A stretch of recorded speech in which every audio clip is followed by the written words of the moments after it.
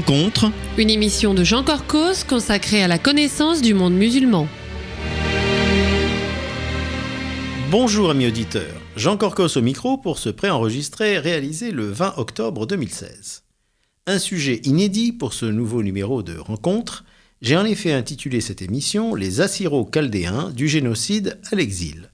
Et c'est la première fois que nous allons parler de cette minorité chrétienne en terre d'islam, minorité qui a vécu un génocide oublié et dont les survivants du Moyen-Orient ont pris les routes de l'exil ces dernières années. Pour en parler, tout d'abord, Robert Allo. Bonjour. Bonjour.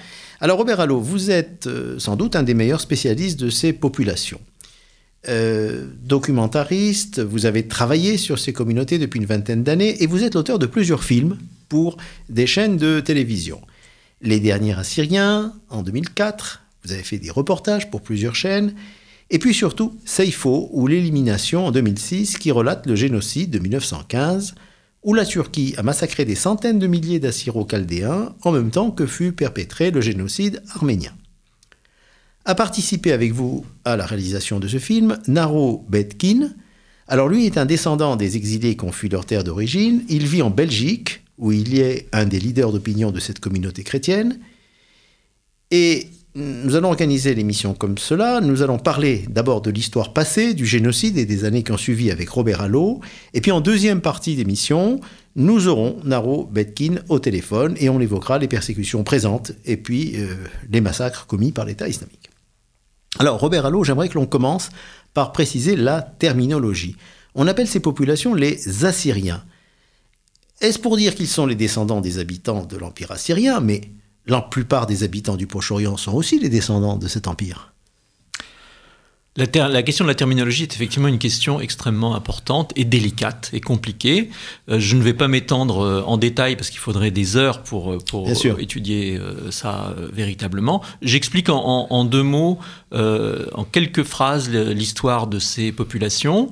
On a donc les populations chrétiennes qui se développent au 2e, 3e, 4e siècle dans cette région de la Mésopotamie.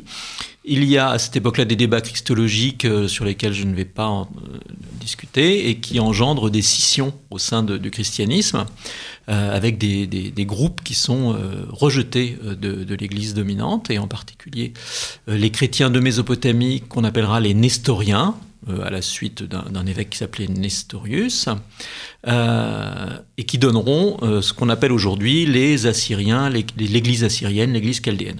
Un autre groupe qui va être lui aussi rejeté de l'Église dominante très peu de temps après, quelques dizaines d'années plus tard, c'est ce qu'on appelait autrefois les Jacobites, et qui sont aujourd'hui ce qu'on appelle les Syriaques catholiques et orthodoxes. Très bien. Donc les mots syriaque, assyro-chaldéen, araméen, finalement c'est la même chose. Voilà, c'est lié à des différences d'églises, à des différences de groupes politiques, mais effectivement syriaque, araméen, chaldéen, assyro-chaldéen regroupent grosso modo ces populations de langue araméenne. Voilà, et c'est ça la caractéristique en fait, c'est la langue. Voilà, c'est cette langue araméenne qui est issue du syriaque, qui était lui-même une des branches de l'araméen qui se parlait dans l'Antiquité, dans tout le Moyen-Orient. Et qu'ils ont conservé la langue depuis 2000 ans. Elle a évolué comme le français par rapport au latin, mais c'est effectivement une langue issue de l'araméen. Parfait. Alors, on va essayer de mieux cerner ces populations. Donc, on va les appeler les Assyro-Chaldéens, si vous voulez, pendant l'émission. Est-ce que le fait de partager une langue et des croyances religieuses, même s'il y avait deux branches, comme vous nous avez expliqué, leur a donné un sentiment d'identité nationale, et cela lors des premiers siècles de l'islam, puis sous l'Empire ottoman? Est-ce que c'était lié finalement, religion et nationalisme?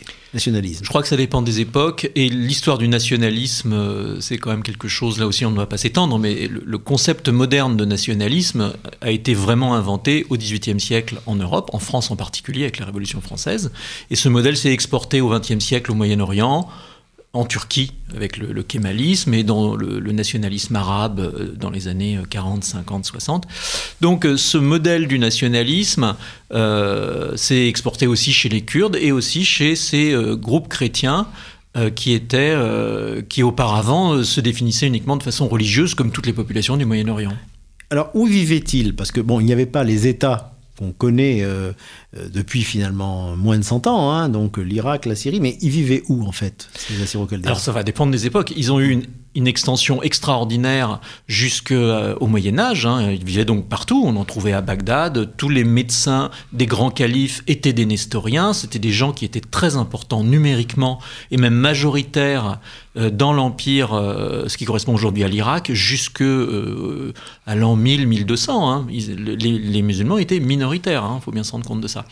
Mais ensuite, il y a eu des massacres considérables, en particulier à l'époque de Tamerlan, qui était un envahisseur mongol. Et donc, tous ces chrétiens qui vivaient en Irak, on va dire, et en Syrie, ont été massivement exterminés. Et donc, ils ont été obligés de se réduire à une région qui correspond au sud du Kurdistan, où on les trouvait au début du XXe siècle, qui sont à la frontière de l'Iran, l'Irak, la Syrie et la Turquie. Alors, justement, on arrive à la Turquie et je dois dire que j'ai suivi, grâce au lien qu'on m'avait indiqué, donc une émission passionnante sur la chaîne catholique KTO. Et il y avait donc avec vous sur le plateau un prêtre de ces communautés donc assyro-chaldéennes, où vraiment vous avez expliqué très clairement comment s'est fait le processus ayant précédé le génocide. Finalement, comment un empire qui était assez tolérant, celui des Ottomans, qui reconnaissait les communautés, alors, il les appelait les milliettes, sous l'autorité de leur patriarche religieux, et puis comment il va avoir le projet de devenir une nation ethniquement pure qui va éliminer de façon ignoble les minorités chrétiennes, et on a le résultat, on le sait actuellement, c'est-à-dire que d'après les chiffres, ils représentaient 30% de la population de la Turquie. Aujourd'hui, les chrétiens sont 0,1%. Comment expliquer ce basculement ? C'est effectivement la montée des nationalismes. Comme je vous disais, l'Empire ottoman a voulu, consciemment ou non, recopier le modèle nationaliste qui se développait en Europe, en France en particulier, mais en Allemagne, en Angleterre et dans tous les pays d'Europe. Et ça correspondait à l'époque où l'Empire ottoman se délitait. Or, il perdait ses territoires. C'est l'époque où l'Empire ottoman perdait la Roumanie, perdait la Bulgarie, perdait la Grèce, etc. Donc c'était un empire vraiment sur le déclin. Et comme toujours, quand on est sur le déclin, quand on a des problèmes, on cherche des boucs émissaires. Et donc l'Empire est devenu de plus en plus nationaliste. Il y a eu des tentatives de réforme vers l'Occident pour imiter les pays occidentaux, mais comme les échecs militaires se multipliaient, il y a eu toutes sortes de crises politiques à l'intérieur de l'Empire. Et finalement, au tournant du début du XXe siècle, on a vu émerger les jeunes Turcs, qui étaient vraiment des nationalistes, une nouvelle génération de nationalistes turcs, et qui ont mis en place, c'est eux qui vont mettre en place dans les années qui suivent ce nationalisme extrémiste. Voilà. Alors, le technicien me fait signe qu'il nous reste 4 minutes avant la pause. On n'aura peut-être pas le temps d'épuiser le sujet, mais on est vraiment au cœur de l'émission, avec le génocide, donc, qui est appelé aussi Seifo, élimination, pendant la Première Guerre mondiale. Alors, pour rappel, ça s'est passé en 1915, mais aussi pendant les années suivantes. Alors, il y a des tas de questions. On n'aura peut-être pas le temps de tout épuiser avant la pause, mais qui a réalisé ce génocide d'abord ? Est-ce que c'était l'armée turque elle-même ou des supplétifs locaux ? C'est les deux, mais je dirais que c'est beaucoup de Kurdes qui étaient instrumentalisés par l'armée turque. D'accord. Voilà, pour être clair. Est-ce que ces massacres donc, qui se sont déroulés au niveau de la Turquie, enfin ce qui était encore l'Empire ottoman pendant la Première Guerre mondiale, c'était où géographiquement précisément ? Pour ce qui concerne donc les Assyro-Chaldéens et les Syriaques, ça a été partout, mais surtout dans deux régions, qui sont l'une qui s'appelle le Hakkari, qui est à la frontière entre la Turquie actuelle et l'Iran, et l'autre qui est le Tourabdin, qui est à la frontière entre la Turquie et la Syrie. Alors, les historiens s'accordent-ils sur un nombre approximatif de victimes ? C'est extrêmement difficile d'être précis puisque c'est des régions où il n'y avait pas de comptage de population. Ce qui est certain, c'est qu'il y a un strict minimum de 250 000 victimes. Ça, c'est personne de bonne foi ne peut descendre en dessous de ce chiffre. De plus en plus, les historiens parlent de 500 000. Les gens qui font des recherches historiques vraiment efficaces depuis une trentaine d'années montent à 500 000. Et donc, c'est une fourchette entre 250 000 et 750 000 morts. Ce qui est quand même énorme. C'est du même ordre de grandeur que le génocide arménien qui dépasse le million, quoi. Voilà, c'est ça. C'est moins que les Arméniens. Les Arméniens, ça dépasse le million très nettement. Mais on est quand même dans des chiffres considérables. Et alors, toute dernière question, parce que le terme de génocide est, vous le savez, de plus en plus souvent galvaudé ces dernières années.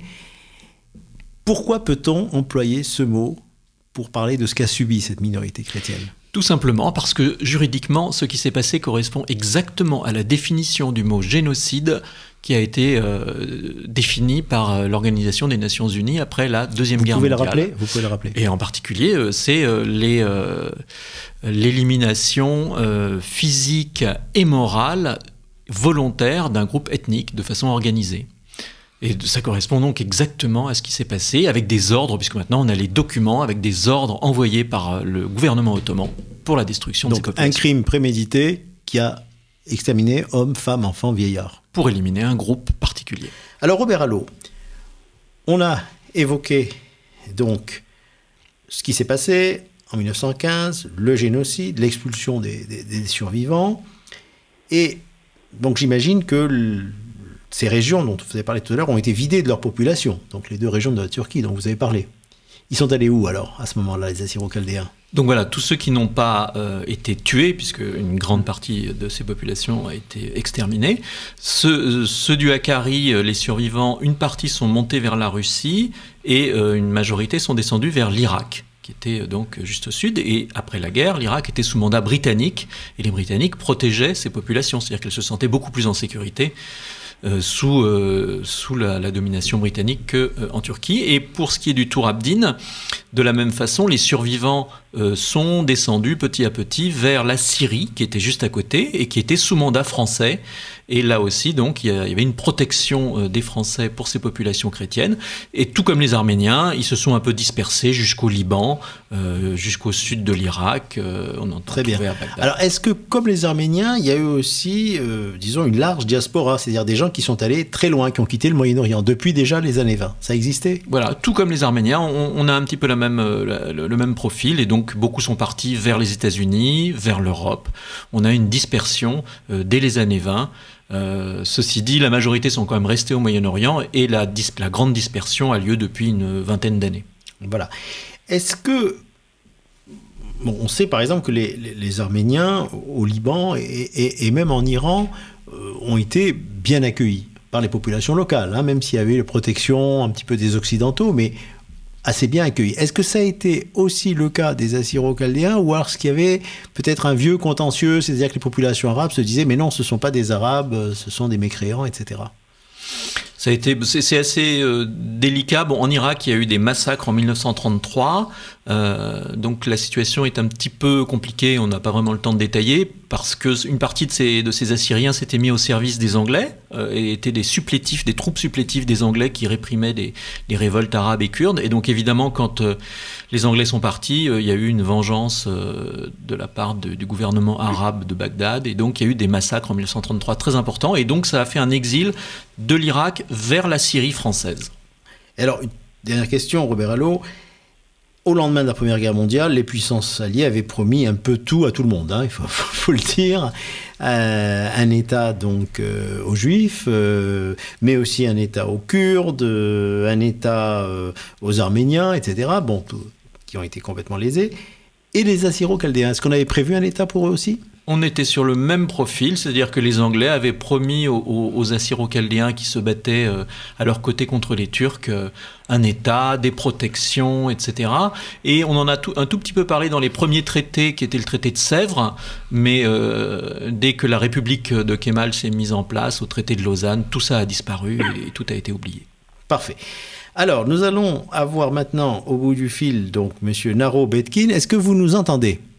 Oui, je vous entends très bien et je vous dis bonjour encore. Bonjour Naro Betkin. Alors, donc pour rappel, hein, vous êtes très connu dans votre communauté en Belgique. Il suffit de taper votre nom et on voit donc des interviews que vous avez données sur YouTube. Donc vous vous consacrez à la fois à la mémoire du génocide et à la défense des survivants, hein, qui justement ont dû fuir d'autres massacres depuis une dizaine d'années.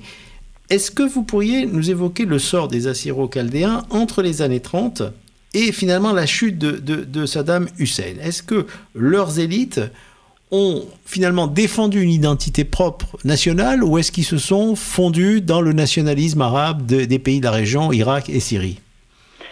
Alors, comme vous venez de l'évoquer, descendre de l'Empire ottoman naît en 1932 l'État irakien.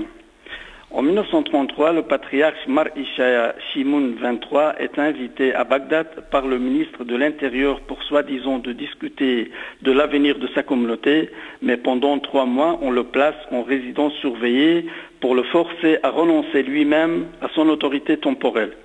Le 15 août, le gouvernement promulgue une loi privant le dignitaire religieux et sa famille de la nationalité irakienne. Le 19 août, il est déporté à Chypre. Ne se sentant pas en sécurité en Irak, 550 Assyriens montagnards dirigés par Malik Yaqo et Malik Loko ont cherché refuge dès le mois de juillet 1933 en Syrie, alors sous mandat français. Accueillis sympathiquement, ils ont cependant avisé qu'il leur sera sans doute impossible de s'y établir définitivement. Dès la nuit de 4 au 5 août, ils retraversent le Tigre, dont la rive orientale est occupée par des contingents irakiens. Des coups de feu éclatent, un vif engagement se produit, des combattants assyro-chaldéo-syriaques sont capturés et fusillés sur le champ. Du 7 au 15 août, des massacres sont perpétrés par les troupes du colonel Bekir Sıtkı, d'origine kurde et réputé pour ses sentiments hostiles aux assyro-chaldéo-syriaques. De nombreux villages sont incendiés dans le district de Douk et périphérie de Mossoul et ont fait état de 2000 à 3000. Alors, Naro Betkin, donc là, vous savez, les minutes tournent. On a malheureusement 12-13 minutes pour chaque moitié d'émission. Donc là, vous évoquez finalement en détail les massacres qui ont lieu en Irak dans les années 30. Moi, ma question, c'était quelle était la situation des Assyro-Chaldéens qui vivaient en Syrie et en Irak, je dirais avant tous les bouleversements qu'on connaît au Moyen-Orient, c'est-à-dire en particulier avant l'invasion américaine de 2003. Est-ce qu'ils se sentaient bien, ou est-ce qu'ils étaient associés au pouvoir, ou est-ce qu'ils étaient persécutés? En fait, je voulais un peu donner plus de détails avant de répondre. Bref, certains religieux, je dirais certains membres d'églises religieuses ont soutenu certains régimes, mais pas tout à fait, pas tous les religieux. Si je me permets de vous donner par exemple un exemple, en 1961, une révolte kurde éclate dans le nord de l'Irak sous le commandement de Mustafa Barzani, d'où les Assyriens prennent une part très active car leurs villages ont été visés par les bombardements de l'armée irakienne et il y avait alors beaucoup d'Assyriens parmi les chefs de Peshmerga et au conseil de la révolution kurde siégeait le prélat Paul Bedari qui était un évêque. C'est très important ce que vous nous dites parce que on va arriver un petit peu à l'époque actuelle où on a donc la guerre en Irak et on voit effectivement les Peshmerga kurdes qui viennent pour libérer les régions qui étaient sous l'emprise du Daesh. Notre ami Robert Allo donc a réalisé en 2010 un reportage pour France 2 sur la fameuse ville de Karakosh qui est en passe d'être libérée par l'offensive irakienne vers Mossoul. Dans les 4 minutes qui nous restent, parce que le temps file, je voudrais savoir quelle est la situation. C'est-à-dire combien d'Assyro-Chaldéens, à votre connaissance, ont été massacrés par le Daesh? Combien ont fui, combien sont arrivés en Europe au cours des deux dernières années? Alors, en Europe, je dirais combien ils sont fuis. Je laisserai l'opportunité à Robert puisqu'il est allé filmer, il a vécu avec eux dans ces villages-là. Il connaît mieux que moi leur situation et leur village. Mais pour l'Europe, je peux parler de la Belgique et aussi un peu de la Suède. En Suède, ces dernières années, depuis 2014, on va dire, il y a quand même quelques milliers qui se sont installés. Même, on peut y aller jusqu'aux 10 000. 10 000, d'accord. Pour la Belgique, on en a quelques centaines de familles. D'accord. Et vous avez une idée du nombre de personnes qui ont été tuées en Irak en particulier? Pas exactement. Depuis 2014, pas exactement le nombre des tués. Malheureusement, je ne peux pas répondre exact à cette question. D'accord. Alors, on arrive malheureusement donc à la dernière question et vous allez être un peu les deux à répondre. Essayez de répondre rapidement, s'il vous plaît. Ce génocide assyro-chaldéen, moi-même, je ne le connaissais pas. J'ai découvert donc entre 250 000 et 750 000 tués en 1915. Est-ce que la recherche historique est possible un siècle après? Robert Allo. Comme pour les Arméniens, c'est très difficile, mais il y a des documents qui sortent, des photos qui sortent, qui étaient dans des tiroirs. Quand on arrive à accéder aux archives ottomanes, on trouve des choses et petit à petit, les historiens mettent en évidence. On pourra écrire des livres et continuer. Il y a déjà de nombreux livres qui ont été écrits sur ce génocide, y compris en France. Moi, de mon côté, j'aimerais bien juste dire deux petits mots. Allez-y, il nous reste 2 minutes. Oui, il faut tenir compte aussi de témoignages des survivants de chez nous. Il n'y en a pas beaucoup, malheureusement, mais on a beaucoup des manuscrits écrits en syriaque et qui n'ont pas encore été traduits dans des langues ni français ni rien. Et là, on a encore des choses à faire. Oui, je dirais, c'est une histoire qui n'est pas encore tout à fait écrite. Naro Betkin, est-ce que les communautés exilées vont conserver leur identité ou est-ce qu'elles risquent d'être totalement assimilées? Une grande partie, ils vont être assimilés. Mais une partie, je dirais pas mal, ils vont garder une identité, ils vont se baser sur une identité ethnique, mais je viens de le dire malheureusement, une grande partie, ils seront assimilés. Alors justement, puisqu'on vient de parler assimilation, génocide, le mot de la fin peut-être, Robert Allo, on est sur la fréquence juive de Paris. Est-ce que vous pensez que, comme les Juifs, finalement, ce passé horrible est devenu un constituant de l'identité? Oui, moi j'ai vu depuis 20 ans très clairement, année après année, s'affirmer le pôle génocide comme un constituant fondamental de l'identité. La première stèle dédiée au génocide assyro-chaldéen en 2005 à Sarcelles, c'est très clairement devenu un des centres de l'identité. Merci Robert Allo, merci Naro Betkin. Merci amis auditeurs de nous avoir suivis et je vous donne rendez-vous, donc comme d'habitude, dans 15 jours. Au revoir. Merci, au revoir. Au revoir, Naro Betkin. Au revoir. Au revoir.